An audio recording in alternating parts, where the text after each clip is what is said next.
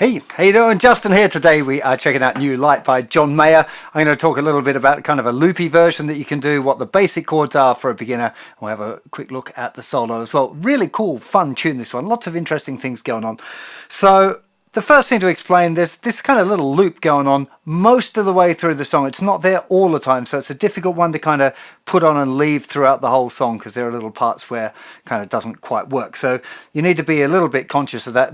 Building up the loops and the layers is kind of a fun exercise anyway. So let's start by looking at the chords, like easy, open position, beginner chords, because you can play the whole song like that, and it's actually a really nice one for beginners to have a bit of a go at. There's no set rhythm pattern, because the actual parts on the record are a little bit more complicated, so feel free to make up your own. Might talk about it a little bit later on in the lesson, but let's go through the chords first of all. For the intro, we have A minor for one bar, then D, then G to C, A minor, D to G for 2 bars. Okay, so A minor, D, G, C, A minor, D, G, G. Might want to write those down. It's very helpful usually to have the chords written down for you. The verse sequence, almost the same. A minor, D, G, C, and that again, A minor, D, G, C, and then A minor, D, G, B7. Okay, so the verses, A minor, D, G, C, A minor, D, G, C, then A minor, D, G, B7. Now in the chorus we've got 4 times through our basic progression, which is A minor, D, G, C. 4 times through, but the last bar, the last time, stays on the G chord. So A minor, D, G, C, A minor, D, G, C, A minor, D, G, C, A minor, D, G, G. Okay? Fairly simple little sequence that. Easy to remember, there's just those little minor differences at the end. We've got another verse then, another chorus, so not too much to remember so far. In the bridge, we've got something kind of interesting going on. Now the chords, kind of the harmony behind the bridge, I'm going to talk about the specific chords in a little bit more detail in a second of what he's playing on the record, but the harmony is G for 2 bars. So it's got the electric player's doing. That's probably not a beginner kind of a thing, but underneath that it's going G, G to C, and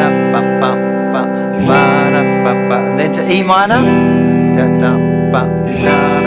to D. So you can play those chords underneath that little section completely fine.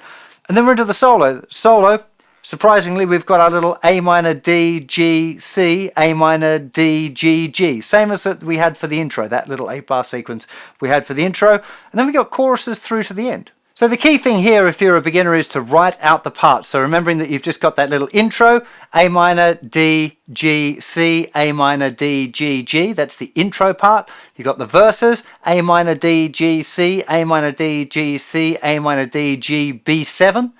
For the verses, the choruses, A minor, D, G, C, A minor, D, G, C, A minor, D, G, C, A minor, D, G, G. Okay, really, really simple to have those little sections in your mind. It repeats the verse, it repeats the chorus, and you've got the bridge, which was the G, G, C, C, E minor, D, D. So it's the one other bit to remember. And then it goes into the choruses around. So really, really nice song for beginners. I think one of the key things is, you know, making sure you define the sections and write them down so you can see how simple they are. And then you just have these little tweaks at the ends of the chord progressions to remember to be able to get it right. So great, great party tune, this one. So now I'd like to talk a bit more about what's actually going on in the tune. The first thing might seem a little bit odd is this kind of looper part. It's this little motive that goes for ages through the tune. Very, very simple actually. It's just 5th fret on the 4th string, 4th fret on the 4th string, 2nd fret on the 4th string. So 1 and 2, 3 and 4, 1 and 2, 3, 4, 1 and 2, 3 and 4, 1 and 2, 3, 4. That's it. It doesn't repeat through the whole tune because there are sections where it doesn't work, but I mean, it works most of the way through the tune. So you just have to be a little bit careful with the looper pedal. It's not something that I'd maybe use for a performance, but it's great for practicing and learning a little bit about layering. So let's just put that in so you can hear how that works. Let me just delete my loop from before. So play the loop first of all, then loop.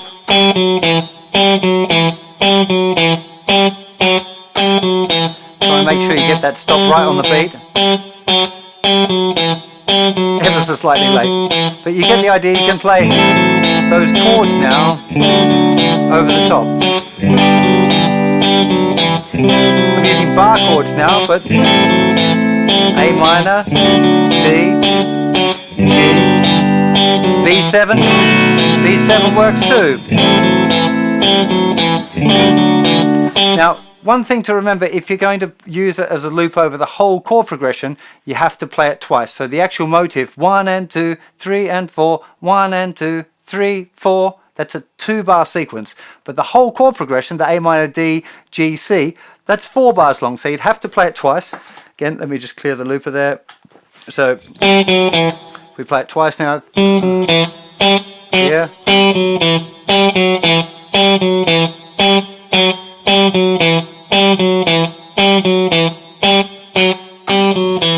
So now we've got a 2-bar loop. We can actually record the whole chord sequence on it. I'll use bar chords this time. Here we go. A minor to D, G, C. And now we've got a nice little backing. So that can be a great thing to work on for the solos and stuff.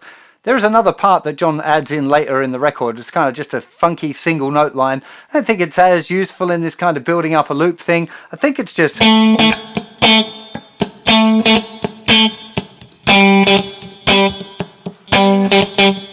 that kind of thing. It's just a simple funky line. Nice thing to practice and have a bit of fun with. You know, if you want to work on your kind of funky line development, this is a great chord progression for doing that. You can keep it real simple. You can start making the changes. Lots of different ways of approaching that. So I'll leave you to have a little bit of an experiment. You've got a few choices once you've got that little loop there. If I just do that one more time and give you a couple of the ideas.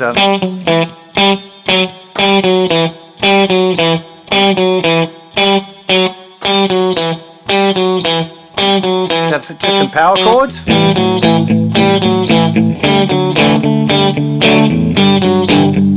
Really works well, you know, it doesn't have to always be fancy. You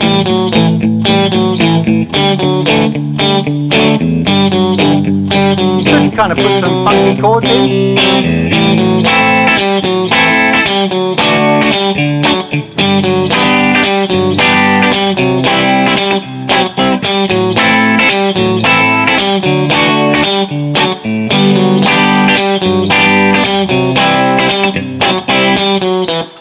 You could really experiment with this tune. Like I said, the original recording is not all about that, so it's up for you to have a bit of fun and see what it is that you can make out of it. So let's have a look at the chords to the bridge now, because it's a really, really cool little idea what's going on here. We're starting off with the top part of a D chord, so it's, you know, big E shape D chord. We're just using the top part, so 12th fret on the 4th string, 11th fret on the 3rd string, thinnest 2 strings at the 10th fret. And then the other chord we want, 3rd finger just folds over and plays strings 2, 3 and 4 on the 12th fret. Just a little notice when I'm playing the that little chord there, the G chord. It's essentially this G chord here. Third finger is lifting up, so I'm not playing the thinner string, and second finger is coming over just to cover those thickest two strings if I accidentally strum them, but I'm trying to get my pick just playing those thinner strings.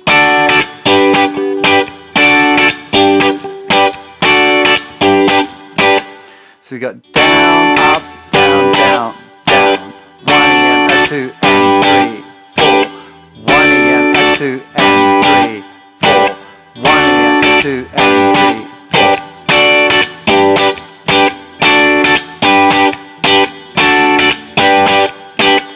Now what's actually happening is the chords or the harmony are changing while that part stays the same, which is a really funky little idea. Let me just clear my looper again.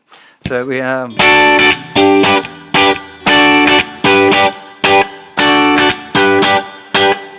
the chords are actually going G,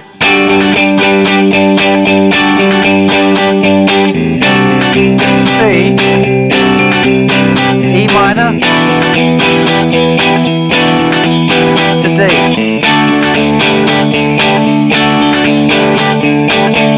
So you get this really nice little blend here of those chords kind of staying the same while the harmony is changing around. So the harmony, like I said, was G, C, E minor, D.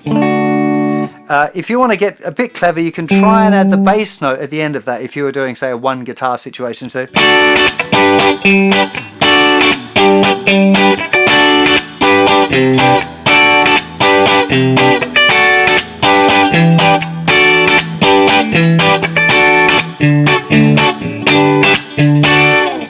So that way you can kind of cover the harmony that's going on if you wanted to play it on your own terms. So that just leaves us the solo. This is a really nice simple solo. You can even see John playing it in the video clip. So the position, like where I'm playing the notes, is exactly what, well, at least it's what he's doing in the video clip. Might not have been what he did on the record, but it probably is. So we're starting here on the 14th fret of the third string with the third finger. Then first finger playing the 12th fret on the second string. Second finger playing 13th fret on the second string. Then 14th fret on the fourth string. First finger 11th fret on the third string.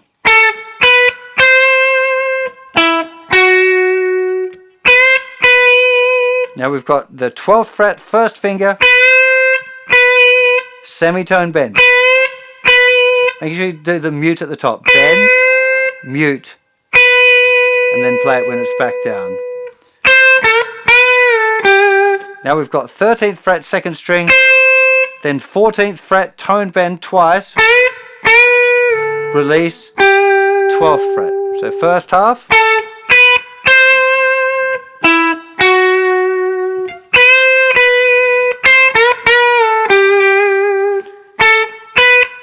Second time, second 4 bars of that sequence starts exactly the same. But now we've got 12th fret to 14th fret hammer on the 4th string, then just the first finger, 14th fret tone bend, release, 12th fret, and then the bend again. The whole thing.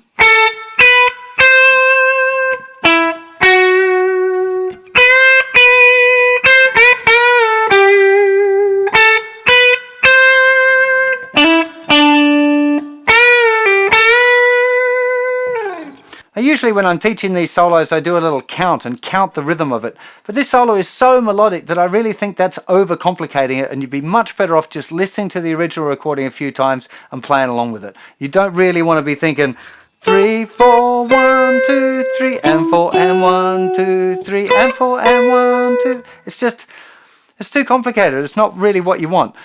You might find it helpful to know that it comes in on beats 3 and 4. So the first two notes of the solo is 3, 4, 1. Okay, so we're playing the 13th fret on the second string is on beat 1. Now, I would recommend having a go at recording your backing track there. It's only 8 bar through.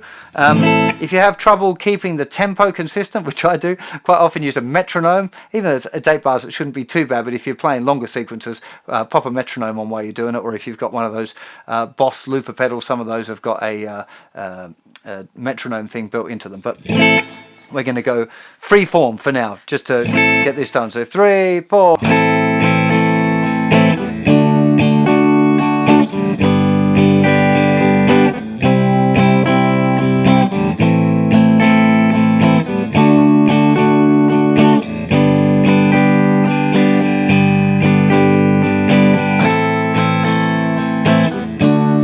Okay, I'm going to flick into the back pickup. It's got a little bit more grunt, but remembering that the solo is going to start on 3 and 4 of the last bar. So here's the G for 2 bars. 1, 2, 3, 4.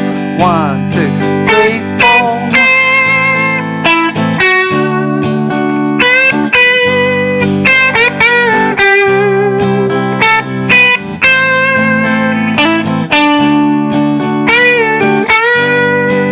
Again, 1, 2, 3, 4.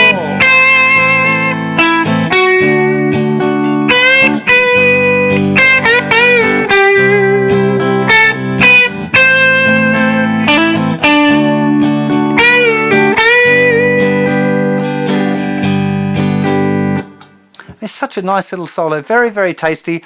For those of you that are interested in getting a little deeper, a nice thing to do would be to work out what notes are being played in the solo and what the notes are in the chords that are being played over, and see the relationship between what he's playing and the chords that he's playing over. Especially any of you doing the theory course over on my website, this is exactly a really nice first solo for doing a little bit of analysis and understanding what's going on rather than just playing it. Not that that's super important, much better to be able to play it and have a nice feel and all that sort of stuff, but I do think understanding stuff like this can be quite a fun little exercise. I really hope you enjoyed this lesson. If you did, please remember to hit that like, the thumbs up, and subscribe to my channel if you aren't already. I really appreciate the support. And do let me know in the comments what other John Mayer songs you'd like to see me do lessons on. Maybe check on the website first to make sure I haven't done a lesson for it already, because there's quite a few of his tunes already in the can. I'll see you for plenty more lessons very soon. You take care of yourselves. Bye-bye.